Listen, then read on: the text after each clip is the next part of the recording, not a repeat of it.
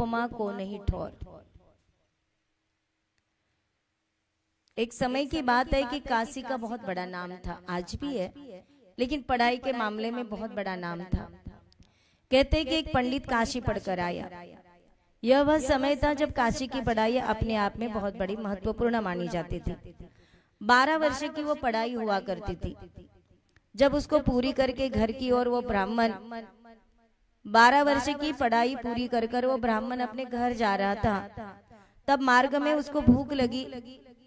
गांव के बाहर ही उसने कुआं देख लिया, कुएं का पानी खींचा, अपने पास की जो भी रसोई है उसमें पकाई, और पकाने के बाद और पानी लेने के लिए कम पड़ा तो पानी के लिए फिर नीचे उतरा। ऊपर आके देखता है तो क्या दिखा, जहां रसोई बनाई थी वहां जाकर गधा बैठ गया। और उस गधे को देखकर तो उसको इतना लगा कि भूख लगी है, अभी खाना तो बनाया और गधा बिल्कुल बाजू में बैठ गया, पूरा छुआछूत कर दिया। अब भोजन कैसे करे? अब गधे को क्या बोले? इसलिए उस ब्राह्मण ने, बेचारा भूख से बेहाल तो था ही, चौके में गधे के घुसने से उसकी रसोई भी भ्रष्ट हो गई। इस पर गुस्सा आना सहज था, पर गुस्सा किसके करे, किसके ऊपर गुस्सा करे? पर गुस्सा न करके मन ही मन में हंसा और हाथ जोड़कर बोलने लगा, हे गर्दभराज, यदि दूसरा कोई व्यक्ति मेरे रसोई में घुस जाता तो मैं उसे कह भी देता कि तुम्हें अक्ल नहीं, तुम गधे हो, गधे। लेकिन खुद गधा ही बैठ गया है, तो आपके लिए कौन सी उपमा दे सकते हैं? क्या बोला? गधे को देख के रहा कि हे गर्दभराज, आप तो धन्य हो, महान हो, आपके बदले में दूसरा कोई होता ऐसा काम करता तो मैं कहते तुमको दिखता नहीं, गधे हो, गधे। लेकिन जब आप ही पधारे हमारे रसोई घर में, तो फिर अब क्या बोल सकते हैं? आप तो अनुपम हो, असाधारण हो, दूसरों की आपकी उपमा दे ही नहीं सकते, पर आपको किसी दूसरे की भी उपमा, आपकी तो दूसरे को उपमा दे सकते, लेकिन आपको किसी की उपमा दे नहीं सकती। आप तो अनुपम हो, अनुपम हो। क्या करें? ऐसे घड़ी में ऐसे ही समझौता करना पड़ता है, तो ये समझदारी से काम लो। ओम नमः। चलिए मंगलाचरण करें।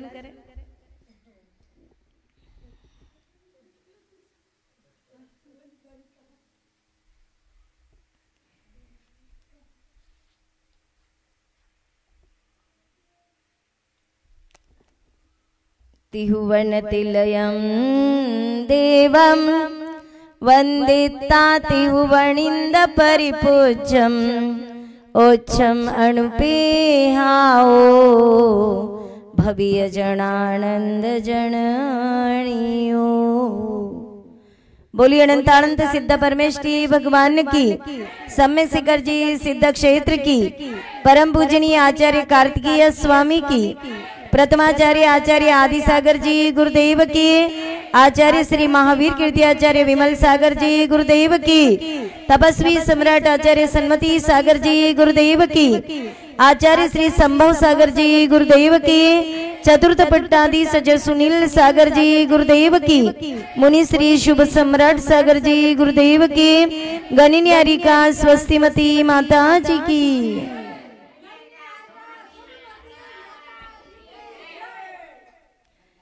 महानुभाव ज्ञानी आत्माओं, कार्तिकानुप्रेक्षा महाग्रंथ के अनुसंधान से हम धर्मानुप्रेक्षा ये प्रकरण अपन बहुत अच्छी तरह से समझने की कोशिश कर रहे। हम अज्ञानी बालक है, अज्ञानता हमारे ठूस ठूस में भरी है, नस नस में भरी है, और उसी अज्ञान को निकालने के लिए, ज्ञान का प्रकाश लाने के लिए हम स्वाध्याय का माध्यम लेते। स्वाध्याय करना अनिवार्य है। जो भी व्यक्ति स्वाध्याय कर लेता है उसके कर्म की जंजीरें निर्जीर्ण होने लगती है, और जैसे ही सम्यक्त्व का पूट आने लगता है, जैसे ही करण लब्धि पार करता है, तो उस सम्यक्त्व के कारण उन कर्म प्रकृतियों का खात्मा करना या उपशम करना प्रारंभ होता है। इसलिए धर्मानुप्रेक्षा के अनुसंधान से आज सम्यक दर्शन का प्रकरण चालू है। इसमें आचार्य भगवान ने 326 नंबर की कल की गाथा में बहुत बड़ी बात बताई थी कि सम्यक्त्व गुण से विशिष्ट अथवा सम्यक्त्व के गुणों से विशिष्ट जीव देवों के, इंद्रों से व मनुष्यों के स्वामी चक्रवर्ती आदि से वंदनीय होता है। रेवती रानी की कहानी अपन ने देखी थी कल। व्रत रहित होते हुए भी नाना प्रकार के उत्तम स्वर्ग के सुखों को भी पाता है। आचार्य भगवान टीका के माध्यम से बताते सम्यक्त्व के 25 गुण बतलाए। 25 गुणों से मंडित होता है सम्यक्त्व और 25 दोषों से खंडित होता है यह सम्यक्त्व।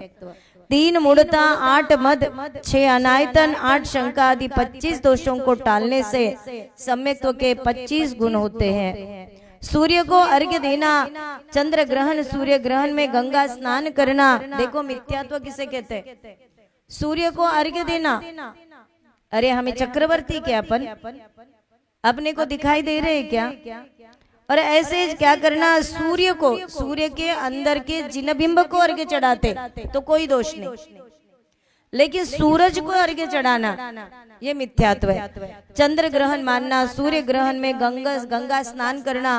बोले सूर्य ग्रहण चंद्र ग्रहण में गंगा स्नान करते ना तो इसमें बहुत बड़ा पुण्य लगता है, लेकिन गंगा स्नान करते भी होंगे या घर में नहाते भी होंगे तो उसके लिए नहाया जाता है कि हमें बाहर की कोई भी उस किरणों ने छुआ हो तो वो नहाने से किरणें का असर चला जाएगा।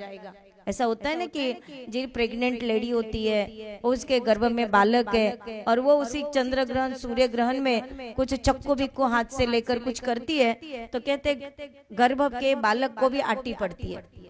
गर्भ के बालक में कहीं ना कहीं तो चक्कू जैसा कटा हुआ मिलेगा या काला दाग मिलेगा, हाँ कुछ ना कुछ तो नुकसान हो जाती है। तो ऐसा कहा जाता है, इसको अपन झुठला नहीं रहे, लेकिन धर्म समझकर गंगा स्नान करना ये पाप है।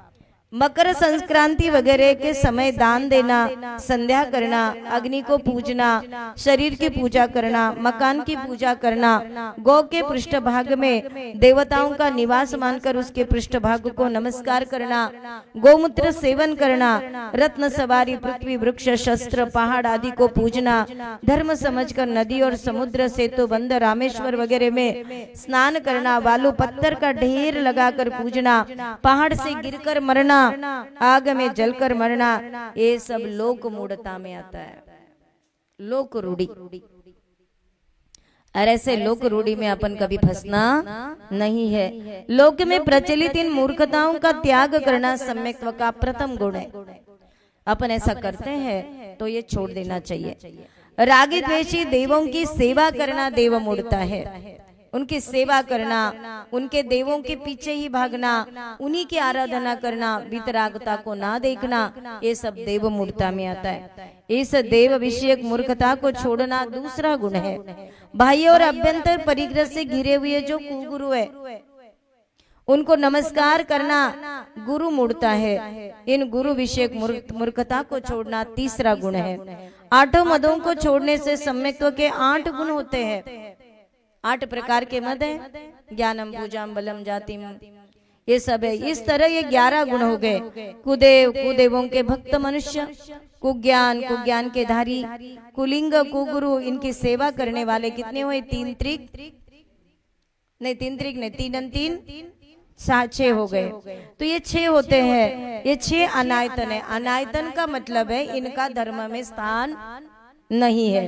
इन 6 अनायतों का त्याग देने से सम्यक्त्व के 6 गुण हो गए। कितने हो गए देख लो? 3 मूढ़ता का त्याग, 8 गर्व का त्याग और 6 अनायतन का त्याग। कितने हो गई है? 8 और 6 कितने हैं? 14 और 3 17 हो गए। इस तरह 17 गुण हुए। अरहंत देव के द्वारा उपदिष्ट, उपदिष्ट का मतलब कहा हुआ, समझाया हुआ। द्वादशांग वाणी में से एक भी अक्षर अथवा पद के विषय में ऐसी शंका ना होना, ये ठीक है कि नहीं है? ऐसा कभी शंका भी नहीं करना। हमने नहीं देखा प्रमाण, हमने सागर का प्रमाण नहीं कैच होता है, लेकिन हम कभी भी शंका नहीं करना। और जिन वचन जिन दर्शन को सत्य मानना निशंकित अंग है।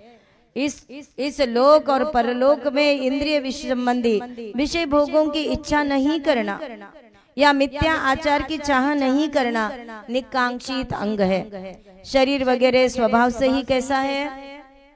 शरीर कैसा है? शरीर गंदा है, अपवित्र है। उस अपवित्र जानकर उसे यह पवित्र है, इस प्रकार मिथ्या संकल्प नहीं करना। ये कितना भी तुम साबुन से धो लो, कितना भी ब्यूटी पार्लर से सजा लो, कितना ही इसको सेंट लगा दो, इसका ये स्वभाव नहीं छोड़ता।